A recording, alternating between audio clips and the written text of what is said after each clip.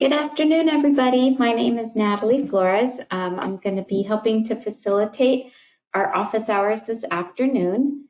Just a couple of quick pointers before we get into the presentation and question and answer section. If you'd like, you can add your name, role, and location in the chat questions box. That gets to know us. I'm sorry, that helps us get to know you a little bit better. Ensure you are muted. Sometimes the system will do it automatically for you. And I will go ahead and unmute you all in just a second. But just know that if the microphone is green, we can all hear you. If the microphone on your GoToWebinar control box is red, we won't be able to hear you. And so the topic of discussion today is toilet training and what that means for your early childhood programs. And we are joined by Tamala Olsby. So this really quickly is your control panel on the right-hand side of your screen. It usually pops up there. Like I said, if it's that red color, you are muted. You don't have to use the raise hand option unless you want to. Sometimes if for some reason you're unable to unmute yourself, feel free to raise your hand. You can also ask any questions or leave comments in the questions and chat box as well. So just a quick note about office hours. Office hours encourage you to ask questions related to the topic being addressed. It isn't necessarily a formal training. You can simply unmute again if you have a question.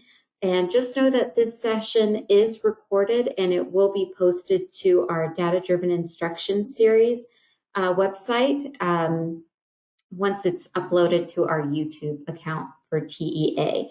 And we can show you how to get there after the presentation. But let's move on to Tamala's slides so that we can get moving with what she has to share with us today. Tamala, if you'd like to unmute, I think now's a good time and you can introduce yourself.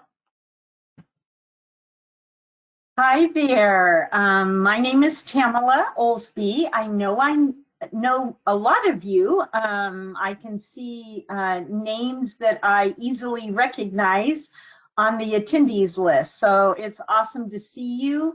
And I am hoping that today's information can help you. I am an education specialist for the Early Childhood Education Division at TEA. So I gotta start off. Natalie, can you go back one? I didn't think the agency would let me get away with a title slide with a bunch of toilet paper on it, but they did. I thought it was rather funny myself, but anyway. So why are we talking about this? Well, I can easily tell you that this is probably the #1 question we receive here at TEA regarding serving very young children. And I think there's a lot of reasons for that. We feel like it is probably true that teachers and administrators do not get any training specific to this issue, and it takes up a lot of time of the day, especially at the beginning of the year. So we don't even know how to approach it. And then often it's seen as like this should have been done in the home. So this all needs to be done at home, and when you're done with all of it, then the child comes to school. And we're going to talk about both of those things today. And then Natalie, if you'll click again, the other reason that we are talking about it is because districts might feel that they must turn children away from enrollment because they are not potty trained. And so we definitely want to give some very clear guidance regarding that. You go to the next slide, Natalie. So let's kind of hit the access difficulty first. So in Texas, free public pre-K is not for everyone. You must be a certain age, and that is on the top of the slide.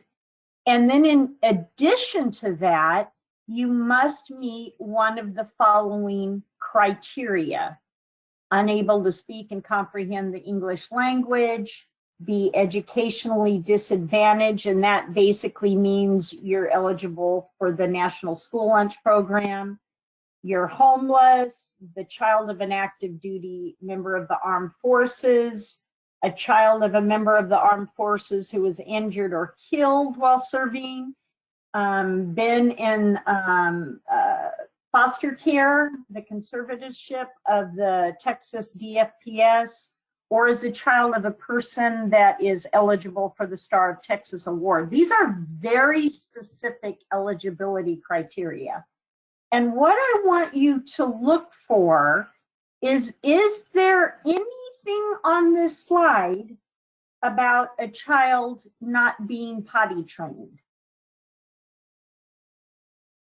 Yeah, there is nothing on this slide about it. Therefore, it is not legal to exclude a child on the basis that they are not potty trained. That is working outside of the pre-K eligibility criteria, which are set forth by the Texas legislature. So districts may not do that.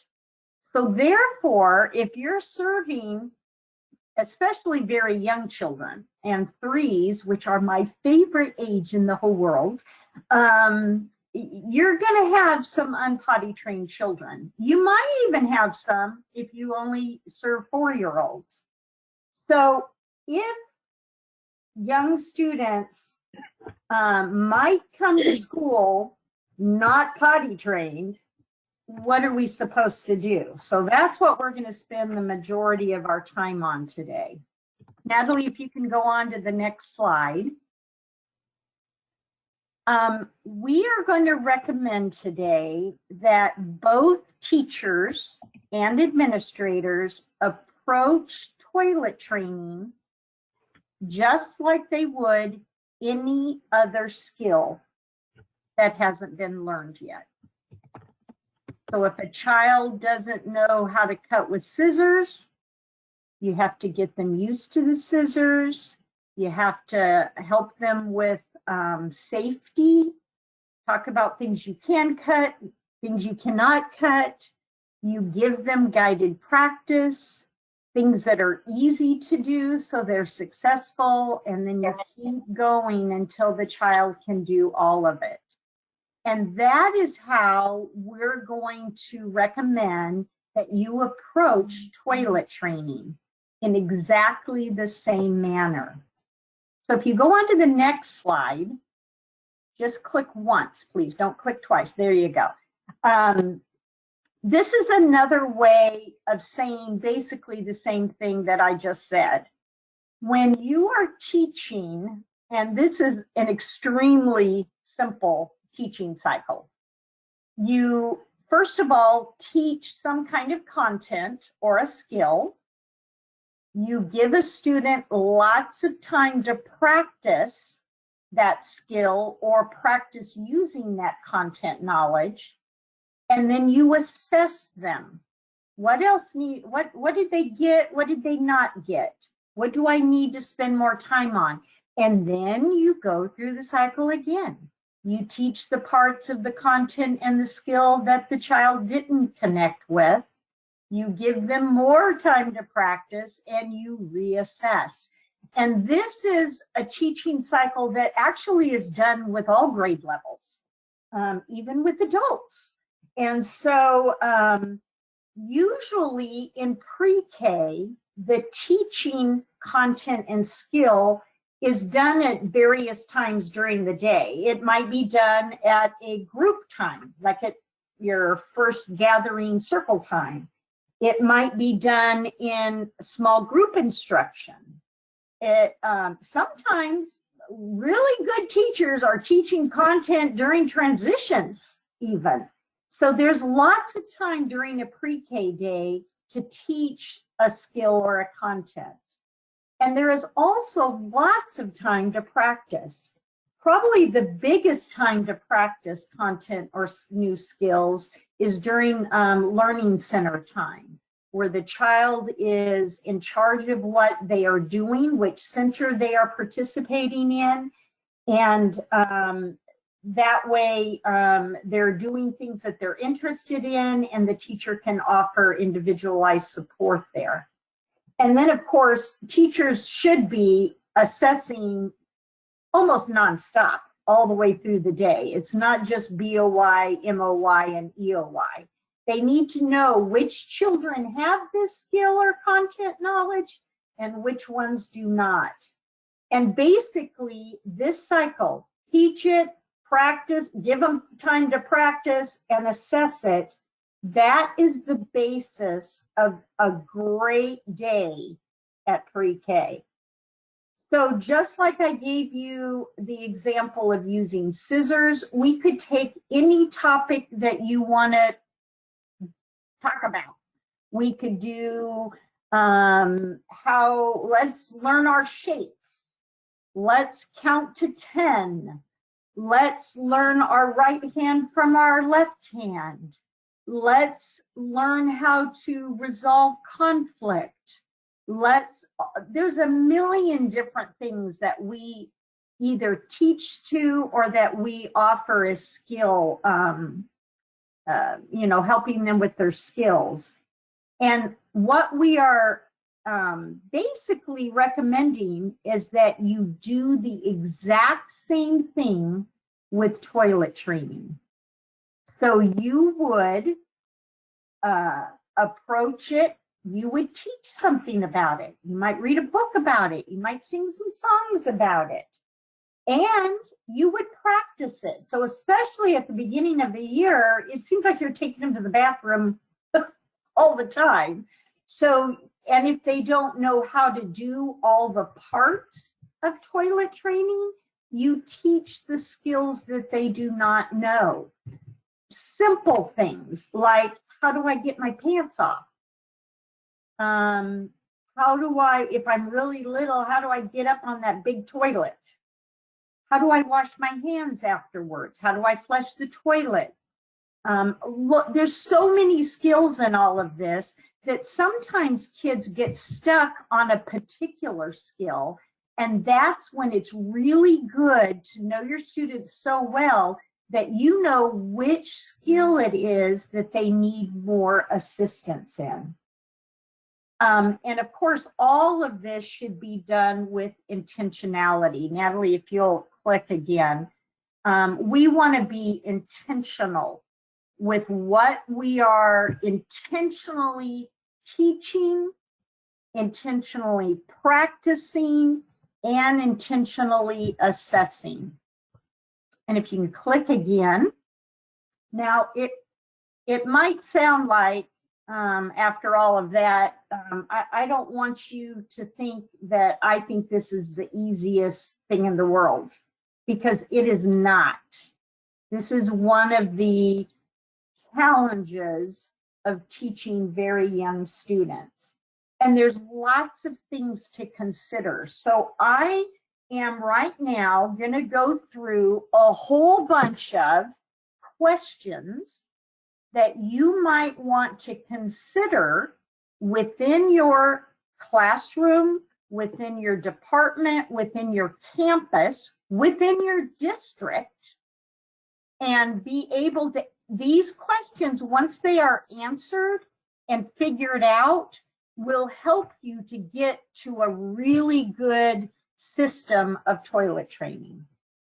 So the first one is, who's responsible?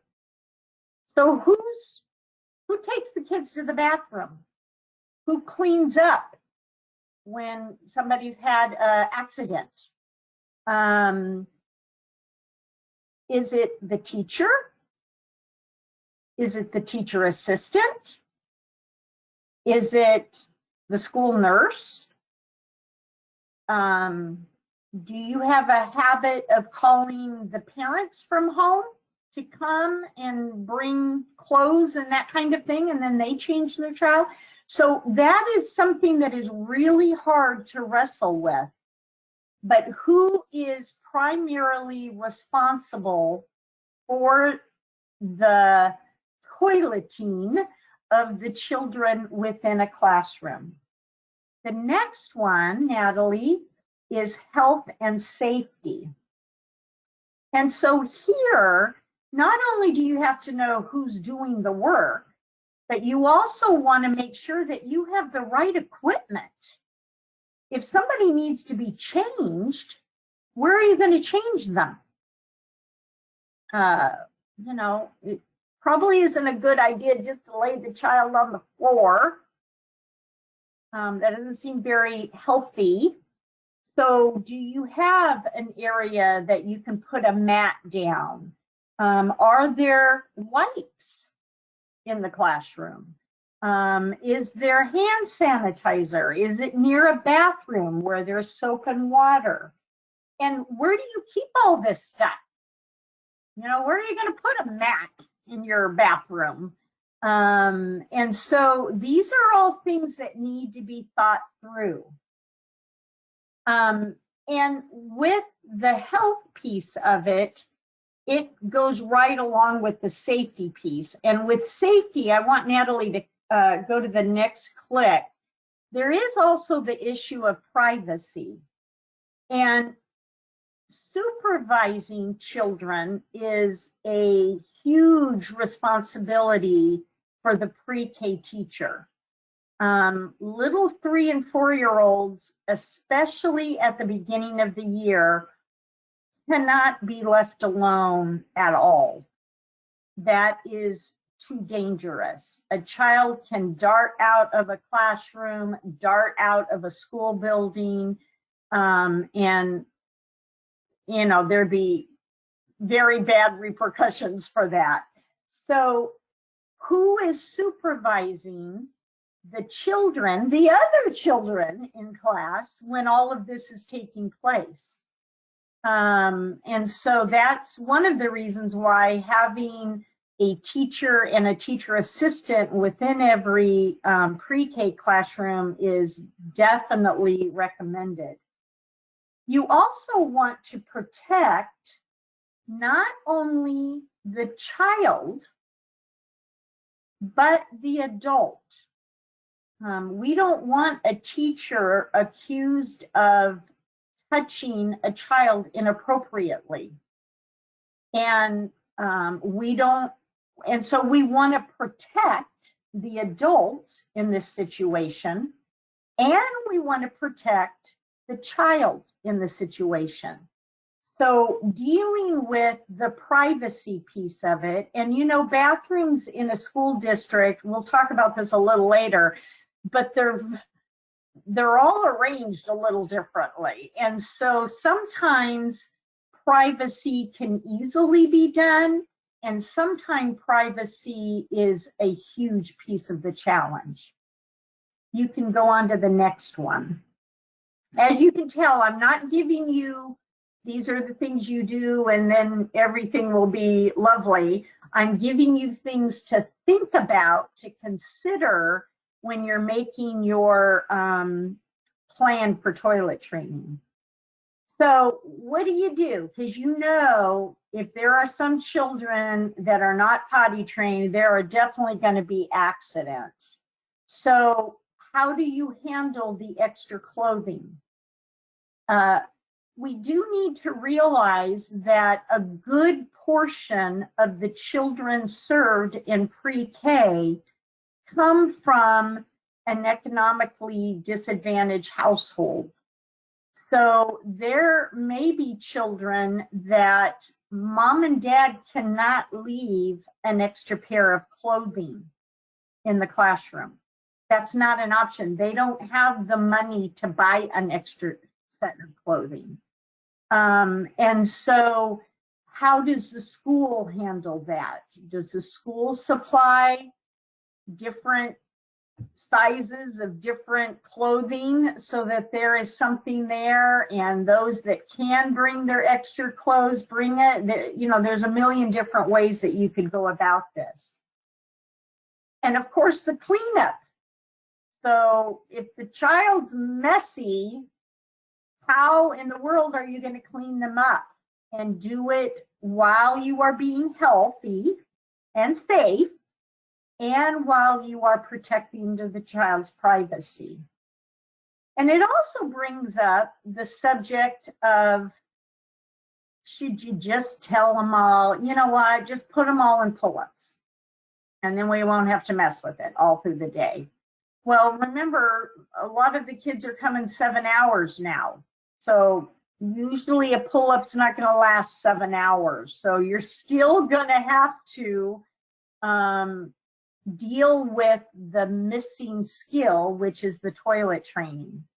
And so thinking through, do we want the kids to come in a pull-up? Do we have them wear a pull-up at rest time? Do we want them in undies, panties during the rest of the time? All of those decisions, there's loads of things to consider here. The next one is class schedules. And this is probably most difficult at the very beginning of the year, because first of all, the teacher doesn't know who's potty trained and who isn't, although you usually learn that pretty fast. And the children might need lots of reminders. And if you are not blessed with a bathroom that is adjacent to your classroom, that makes the scheduling time even more difficult. Because what are you going to do? Are you taking all the children to the bathroom? And is everyone trying to go potty? Or are only the children, you ask who needs to go potty and those go? I mean, there's all kinds of things to think about when you're talking about scheduling the time. And it usually requires a lot of time, especially at the beginning of the year. But if it's done really well at the beginning of the year and you come up with a toilet trained child, the rest of the year is a piece of cake, or at least it seems like it. The next thing to think about is your classroom environment. And often teachers, you know, you probably don't have the you're not in charge of which classrooms have bathrooms and which ones do not. So it is really, really good if the classrooms used for the youngest children have a bathroom that is basically within the classroom. But you might be in a classroom that the child has to walk down a hallway in order to get to the bathroom. And so that's another thing to think through when you're figuring out the schedule, when you're figuring out who's going, who's taking them to the bathroom, especially when they're first learning.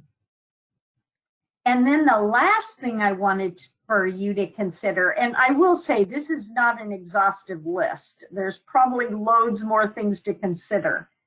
But one of the really important things to consider is how you can be sensitive, especially to families whose cultural views on toilet training might not match your view on toilet training. So how can you elicit help from a family? What if the family is not ready for their child to be toilet trained? How do you approach that? Those are all things that can be very, very tricky. I do want you, though, one more click, Natalie. I do want you to remember what the goal is. You know, this is a lot of work, and it's not easy work. But in the end, what we're hoping for is a totally kinder ready child that doesn't need toilet training done as a 5-year-old. That is our goal. If you'll click onto the next slide. So I have thrown a lot of information at you, and I'm sure it's a little much to digest it all, but I do want to give you the opportunity to unmute yourself like Natalie proposed earlier, if you just want to ask your question out loud, or if you feel more comfortable writing it in the chat question box, that is fine also. But I'd like to open it up to some questions now, if there are any. And my guess would be there might be. Who has a question? Tamala, this is Mary, and I just want to piggyback on, I always like to take data before I start toilet training to see if the child is already on a schedule, to see how long he or she stays clean or dry. Because if a child cannot stay clean or dry more than less than an hour, it's going to be near to be impossible to train them. Oh, that's perfect, Mary. Yeah, that's a great comment. And it's just a grid, and you put in, the times, and it depends upon the child how long you go. But if you start at 15 minutes and then finding they're staying dry consistently for an hour, then again, they may already be on a schedule, and you can find that out too that way, and that makes it a whole lot easier, because sometimes kids are potty trained and the family doesn't realize it. Yep. Great.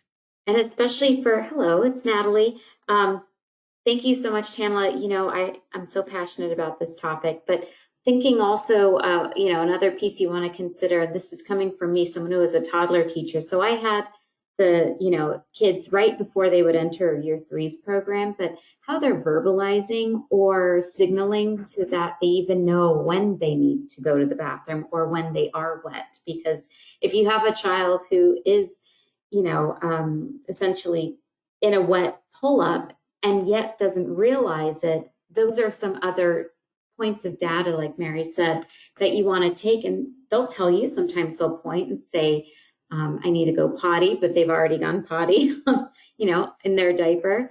But that's just one little signal of saying, hey, I have the ability to recognize that I need to be changed. And that's a precursor to, I have the ability to recognize when I need to go to the bathroom.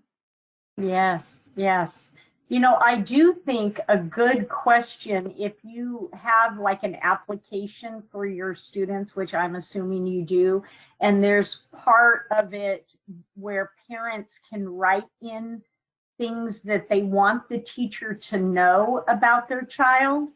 A great question there is, what is your child called going to the bathroom? Yep. That's a good one. When they have a bowel movement, because kids have different words for them. Families have different words for it. And I remember very early in my teaching career, I can't remember what the word was, but the child just kept saying this word over and over again. And it wasn't a word of another language. It was English, but I had no idea that what she was trying to tell me was that she needed to go potty, and that's what she called it. So that is also really good information to get, especially from the parents. Yep, absolutely. And I've been going through and making sure that everyone is able to unmute themselves. So whenever you have a question or comment, just feel free to unmute. Hello, this is Stacy Joe from Manor ISD. Hello, Hi Stacy. there. Can y'all hear me? Yeah. It feels weird being on this call because you don't see who else is on it. I don't know if that's, you sort of feel like you're alone with the trainer because I don't see any other faces or anything. No, you're with 27 people. Oh, that's okay. I'm just saying I can't see him, so it feels strange. As probably some people on here know, I'm new in my position as the director of early childhood for Manor, but I also operate the Child Development Center, which is 5 weeks to 4 years old. And we don't expect anybody to be potty trained when they come. And so that's kind of just part of the program for early childhood, because it's very, you know, it's a normal part of the process like we're talking about today. And now that I move into the public school, I'm kind of doing both. I think that what I feel is that we have to change the culture, you know, of potty training, you know, because it kind of has like this negative connotation of, what do you mean they're not potty trained? Well, I don't change diapers. I'm a teacher, you know, and I don't really understand that, because coming from the really early childhood world, that to me is part of the process of early childhood. That's one of the things we teach them, you know.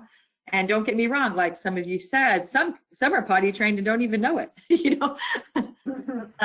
You know, they come and no one's, it's probably more that the parent hasn't given them the opportunity, but once we do give them the opportunity, next thing you know, they're potty trained, you know. Yeah. But again, I'm just trying to make a statement, I guess. It's the culture that we need to change in the public school, because I always thought what you're talking about today was the rule. But being in other meetings and talking to other people, it's not what people do, you know. And I do think that we need to change the culture, because I do think we limit who we're serving because of this reason that's not really a reason, I guess. And I don't really think it has anything to do necessarily with children being disadvantaged and all that. I mean, that maybe is not helpful, you know. That's one more thing to put on the, you know, notch on the belt. But I do think that just sometimes children just aren't, just like they weren't given the opportunity to learn how to use scissors, maybe they just weren't given the opportunity to work to get potty trained either, you know, because it is a skill and it is something you have to teach them, and not all parents know how to do it.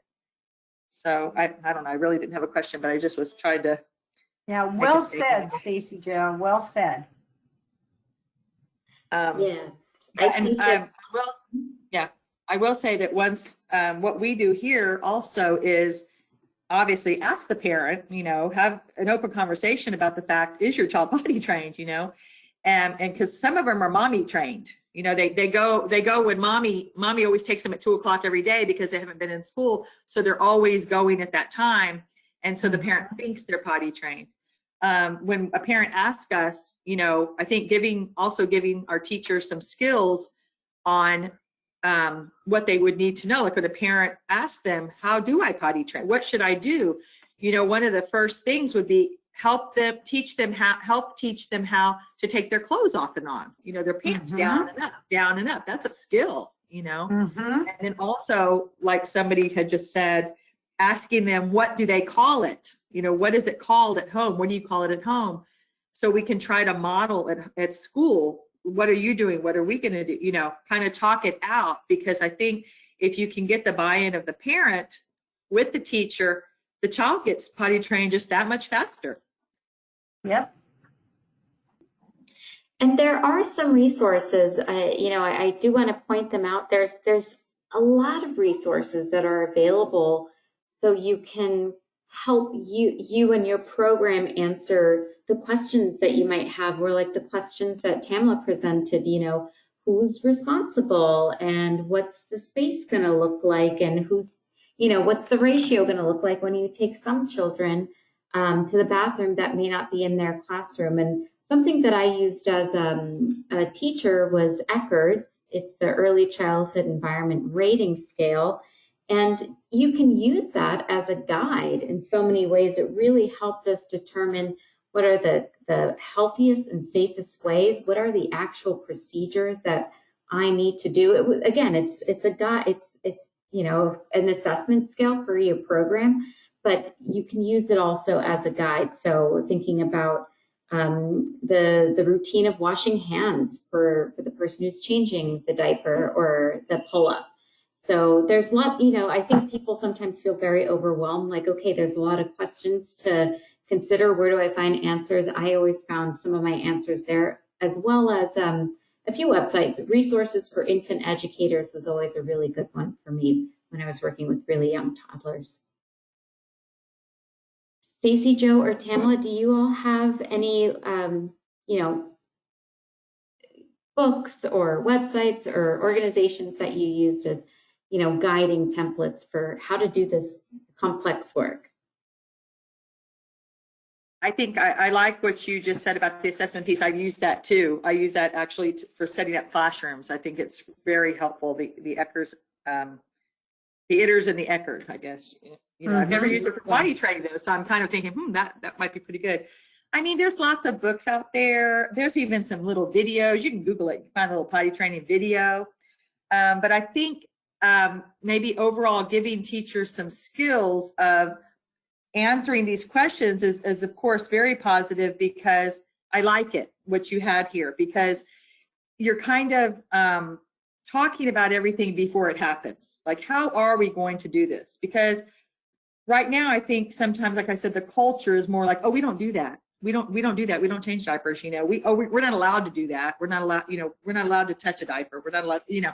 And so kind of that coming through all of these steps that you have, I think, and getting the buy-in of the teachers. Hey, let's work together to answer like some of these questions. That way everybody's on the same page and it's not kind of like voodoo, you know, like what are we going to do when that happens? Because it's going to happen, you know, obviously it's going to happen. Mm-hmm. Yeah. So I really like the steps, but we don't really have, we have a lot of teachers that have been at the Child Development Center for so many years that you just know which ones are the best potty training teachers, you know.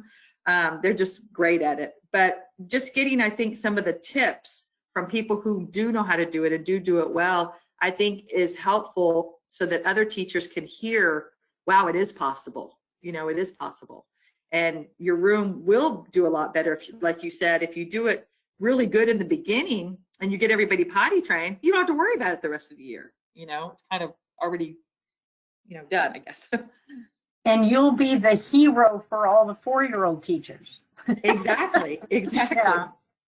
I remember one time I had a phone call. It was from a superintendent. We won't say where they were, but they were just beginning to serve 3s. And he called, and it was like the end of the first week of school, and he was panicking because they did not at all think through toilet training at all. And so he was like, okay, how do what do we do? What do we do? And so I went through most of the questions that I just went through with all of you all. Okay, we need to think through this. We need to think through this. We need to think through this, that kind of thing. And he said, okay, can we have another call? Because I want my pre-K teachers to hear this. And so we ended up doing a bigger call. And once we went through everything, he told me later, because they had started planning and how could we do this and all of that. And because he was part of the process, he realized what a challenge it was. Guess what that superintendent ended up doing? And is still doing to this day. That was like probably 2 years ago. He hires an extra aide for the first 2 months of school. And that is all that teacher assistant does. They know the children that need the more help, and they have a list of skills. Can they flush the toilet? Are they afraid of the noise? Can they wash their hands? Can they take down their clothes? Can they put their clothes back on? Can they blah, blah, blah, blah, blah, blah, blah. And it was remarkable at that site. Now, I'm not saying every superintendent's going to do that, but I do think going through the process of thinking through everything does help you to be more prepared.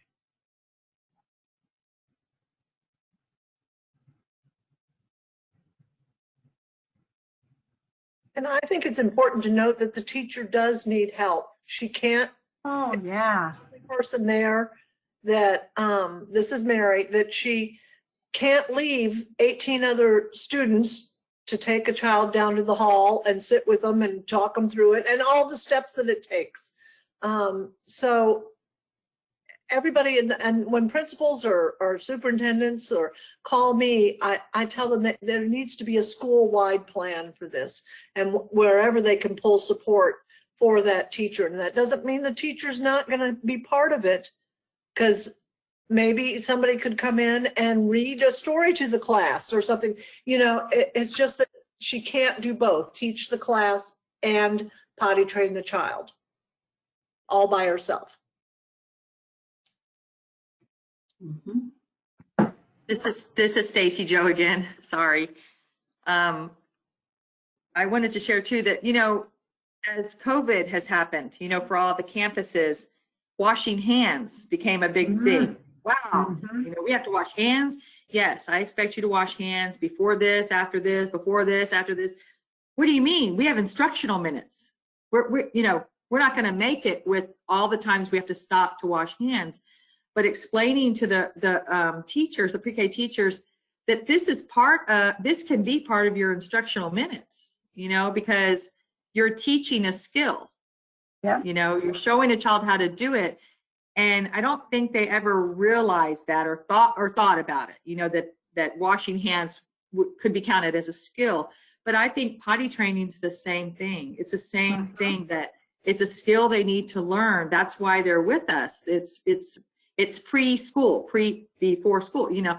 I mean, and I think that that's what a lot of teachers also say. Well, I have to get all this done in this amount of time. I don't have time for that, you know. But that's part of a social skill that a child needs, you know. And so I think if we think of it that way, that it's a skill, you know, like you talked about today, I like it. It's a skill, and you need to help the child learn that skill. I think maybe we would get more buy-in to the teacher, I guess, you know, I don't know. I think it's a self-help skill, a social skill, a motor skill. I mean, there's a lot involved. It's a processing skill cognitively to understand, to read your body and then communicate that. It's a language skill. So there is a lot that is involved in it. And I appreciate Tamla for framing it that way as well.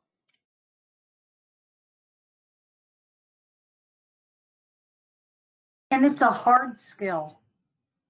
You know, I have 2 children, and I vividly remember trying to potty train them. And one of them, it was like a piece of cake. And the other one, I thought, she's going to go to high school and not be potty trained. Now, obviously she didn't, but you know, children are just very, very different, and what works with one doesn't work with another, just like teaching anything else. Anyway, it's hard. We don't, it is not my intention at all to minimize the difficulty that this is for a teacher, especially a teacher that does not have an aide, and that the bathroom isn't even in the same classroom. I mean, there are just loads of difficulties that our teachers face in doing this well. Pamela, this is Rachel. I've got to throw in one more idea before we finish.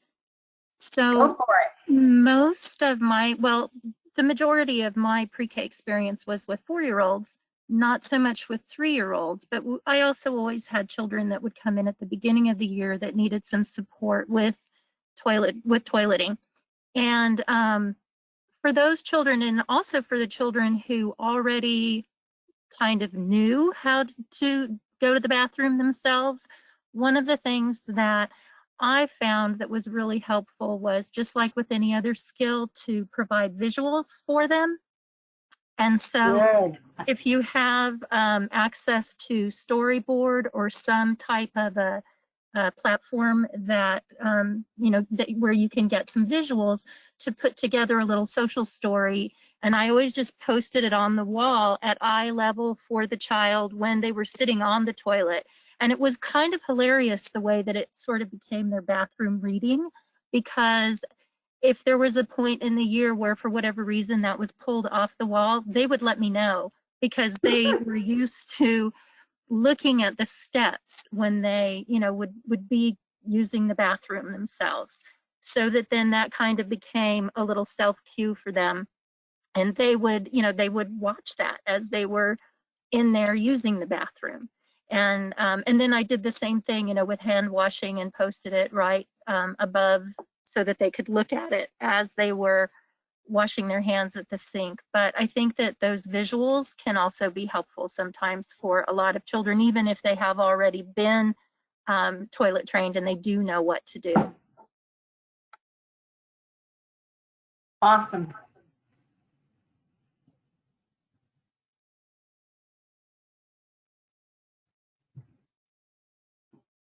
So we do have a comment that came in. I'm not sure, Maria, if you want to talk a little bit more about it, but there is a little bit of a shift in mindset. You're right, when it comes to helping children get toilet trained with teachers and the others that are involved in this. I think sometimes the teacher's job is to also prepare parents with helpful information and ways of talking about going to the bathroom that are helpful. So Maria, not sure if you wanted to expand on that a little bit. We do have some more time. We have about 15 minutes. So now's a good time to get in all your questions, comments, or maybe if you want to express some concerns that you've noticed. What are the tough spots when you're communicating this with teachers or school leaders, things like that.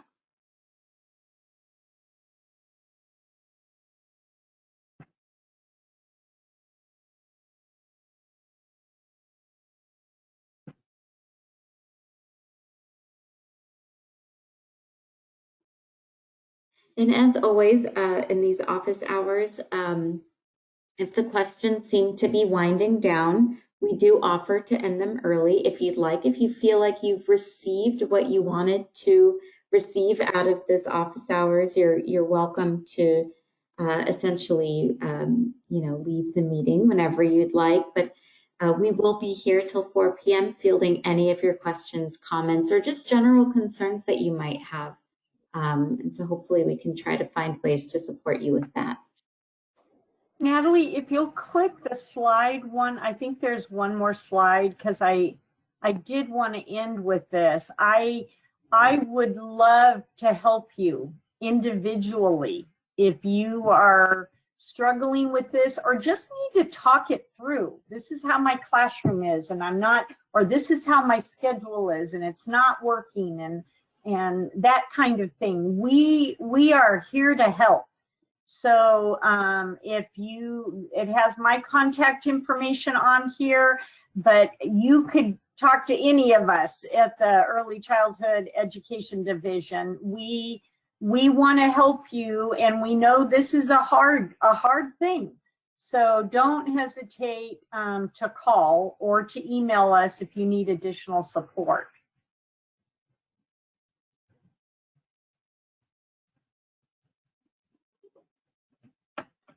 So we did get a question really quick that is, do you have a slide deck that you can share? So the slide deck will not be shared, but the video will be shared. So this entire presentation has been recorded and it can be accessed in our data-driven instruction website. Mary went ahead and put that link in the chat for you all. And I can actually, I was going to show you how to get there, but I'd like to keep Tamala's information up here too. The other thing is, if you can't find that link, you can always email us at earlychildhoodeducation@tea.texas.gov. So lots of different ways to get in touch with us. But again, this will be on our data-driven instruction website under the best practices section. And I think I also put that in the questions box as well. So we have one in the chat and one in the questions box. But thank you very much for joining us. Again, we'll be here till 4 p.m. if you have extra questions. but you are welcome to head out of the meeting. Always such a good topic of conversation. Thank you very much, Tamala, Mary, and Rachel for contributing as well. Yeah, we're a good team, and we really Yes. want to help if we can. So don't hesitate to ask or to call.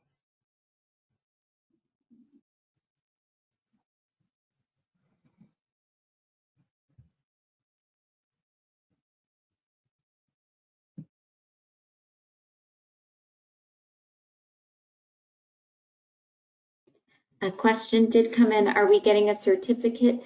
This is not a formal training. This is it's essentially our office hours are really just designed to give a little bit of information up front and then have any questions and answers at the end. But no, this is not a formal training, and therefore there will not be any certificates given.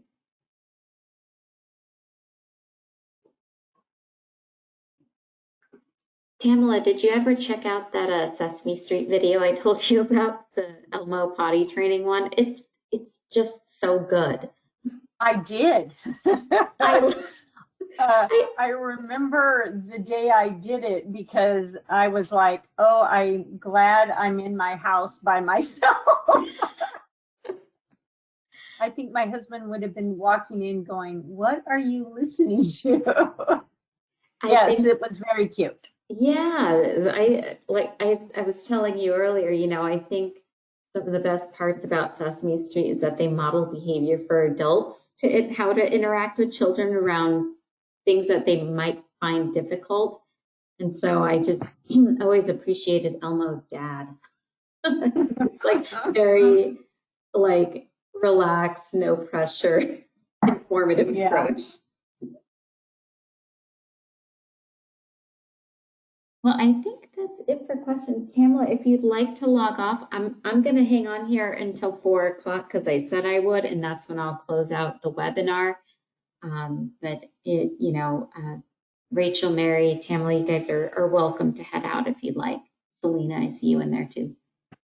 Okay, thank you for the opportunity. Thank you, Tamala. Thanks, Tamala.